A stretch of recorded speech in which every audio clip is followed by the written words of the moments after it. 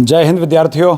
आज मैं ऐसा टॉपिक लेकर आया हूं जो न सिर्फ एमपीपीएससी बल्कि आने वाले सब इंस्पेक्टर की परीक्षाओं में भी आपको देखने को मिलेगा।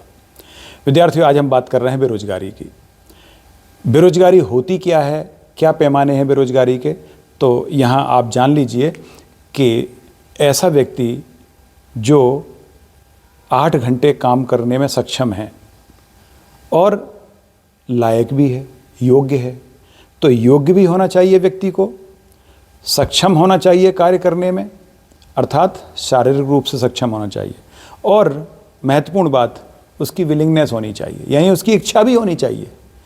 ऐसा व्यक्ति जो काम करने के योग्य है, जिसकी उम्र 15 साल से 64 साल के बीच में है, काम करने का इच्छुक है, काम करने के योग्य है, 8 घंटे काम करने की क्षमता रखता है, फिर भी उसे काम नहीं मिलता, तो ऐसा व्यक्ति बेरोजगार कहलाता है। विद्यार्थियों, यहाँ ध्यान रहे, वर्ल्ड लेवल पर अब काम करने की जो एज है वो 15 साल से 64 साल तक हो गई है। 15 साल से 64 साल, इसका मतलब ये हुआ कि 14 साल 364 दिन का बच्चा काम करने योग्य नहीं है। 15 साल से 64 साल है, इसका मतलब ये हुआ 15 साल कंप्लीट होते ही बच्चा काम करने के योग्य है और वो 64 साल 364 दिन तक कार्य करने की क्षमता रखता है। यही पैरामीटर वर्ल्ड लेवल पर अब काउंट किया जाता है, माना जाता है। तो आइए हम बात इसी की कर रहे हैं कि ऐसा व्यक्ति जो कार्य करने का इच्छुक है, कार्य करने में सक्षम है, कार्य करने की योग्यता रखता है और फिर भी उसे काम नहीं मिलता, तो बेरोजगार कहलाता है। हमारे देश की जनसंख्या 145 करोड़ है। विद्यार्थियों, 145 करोड़ में से वह एज ग्रुप 15 से 64 साल तक का, कितने लोग इस एज ग्रुप में आते हैं? तो 145 करोड़ में से 100 करोड़ ऐसे लोग हैं जो 15 से 64 साल की आयु वर्ग के हैं। ऐसी जनसंख्या को वर्किंग एज पॉपुलेशन कहा जाता है, अर्थात कार्यशील आयु जनसंख्या। ऐसी जनसंख्या जो कार्य करने वाली आयु के दायरे में आती है, तो वो दायरा है 15 से लेकर 64 साल तक का। ये है दायरा। इस एज में जितने लोग होंगे उनकी संख्या भारतवर्ष में है 100 करोड़। इन 100 करोड़ में से ऐसे कितने हैं जो कार्य करने के लिए तैयार हैं?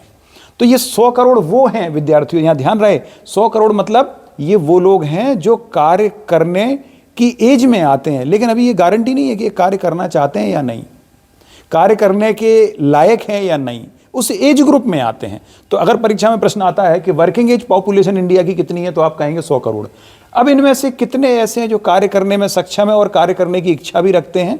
उसे कहा जाता है लेबर फोर्स, श्रम बल कहा जाता है। तो लेबर फोर्स यानी श्रम बल।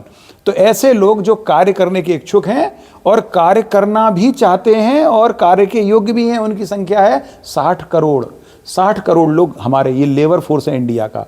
इस 60 करोड़ में से वर्तमान में मेल कितने हैं? 72% और फीमेल है 28%। विद्यार्थियों, यहां ध्यान रहे, मेल और फीमेल का आंकड़ा बड़ा इंपॉर्टेंट है कि जो लेबर फोर्स है, यानी जो काम करना चाहते हैं या काम करने के इच्छुक हैं, काम करने के योग्य हैं, ऐसे लोग हैं 60 करोड़ और उनमें से 72% मेल और 28% फीमेल हैं।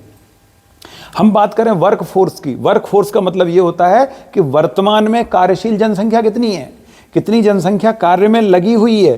तो वर्क फोर्स है इस समय 55 करोड़। इतनी जनसंख्या कार्यरत है, कार्य में लगी हुई है। इसका मतलब क्या हुआ? इसका मतलब सीधा सीधा ये है कि 60 करोड़ लोग काम करने के इच्छुक हैं और योग्य हैं, उनमें से 55 करोड़ को रोजगार मिला हुआ है। इसका मतलब 5 करोड़ लोग कैसे हो गए? बेरोजगार हो गए।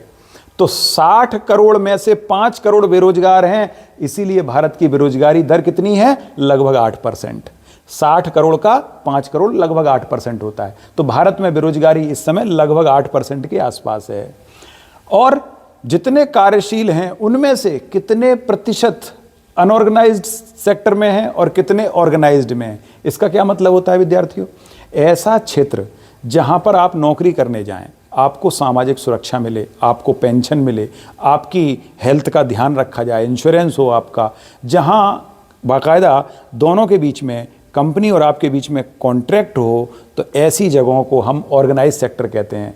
तो हमारी कुल जनसंख्या जो इस समय कार्यरत है उसका लगभग 15% ऑर्गेनाइज सेक्टर में है। इसमें सभी सरकारी कंपनियां, अर्धशासकीय कंपनियां, कंपनी और सार्वजनिक उपक्रम ये सब इसी के अंतर्गत आते हैं। और साथ ही सभी प्राइवेट कंपनियां जहां पर बाकायदा कॉन्ट्रैक्ट साइन होता है, आपका अपॉइंटमेंट होता है, जहां पर आपका पीएफ कटता है, इंश्योरेंस होता है, वो सभी ऑर्गेनाइज सेक्टर में आते हैं।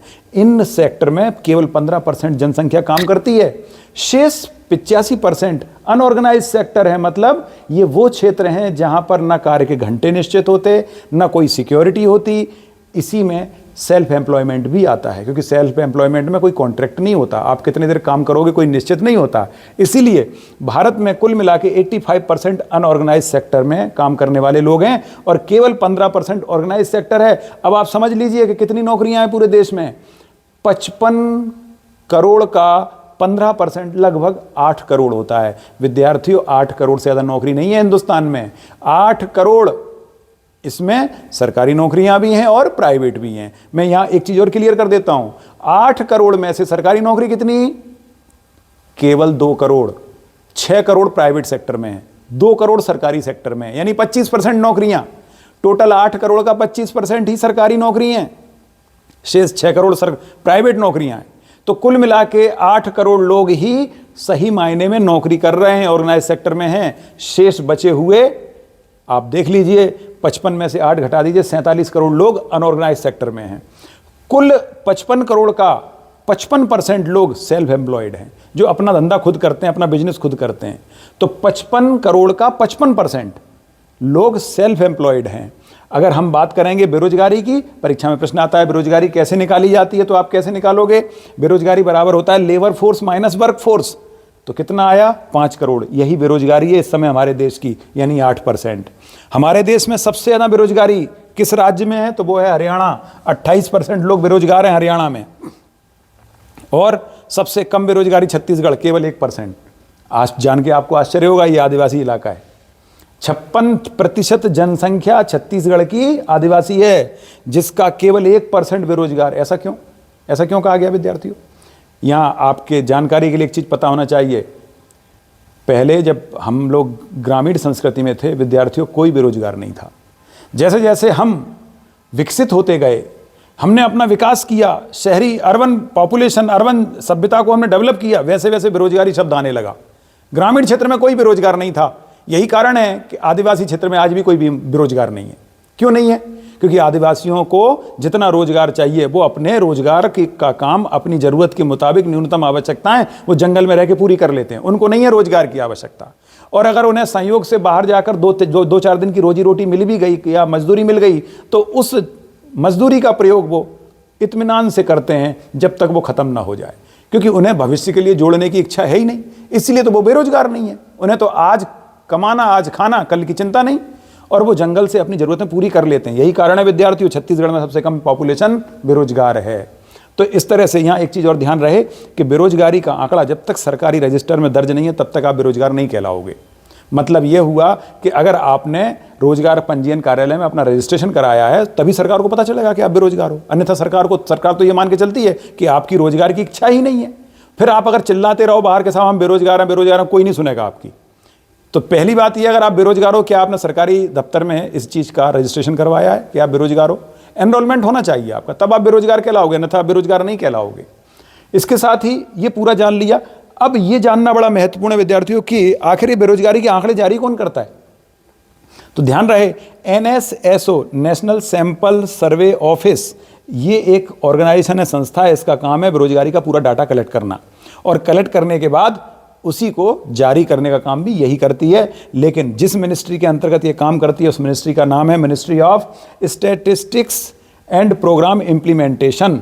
ये मिनिस्ट्री के अंतर्गत NSSO काम करती है, और NSSO ही बेरोजगारी के आंकड़े जारी करने का काम करती है। विद्यार्थियों, अगर पूरे विश्व की बात हो तो पूरे विश्व का बेरोजगारी का आंकड़ा इस समय लगभग 7.5% है।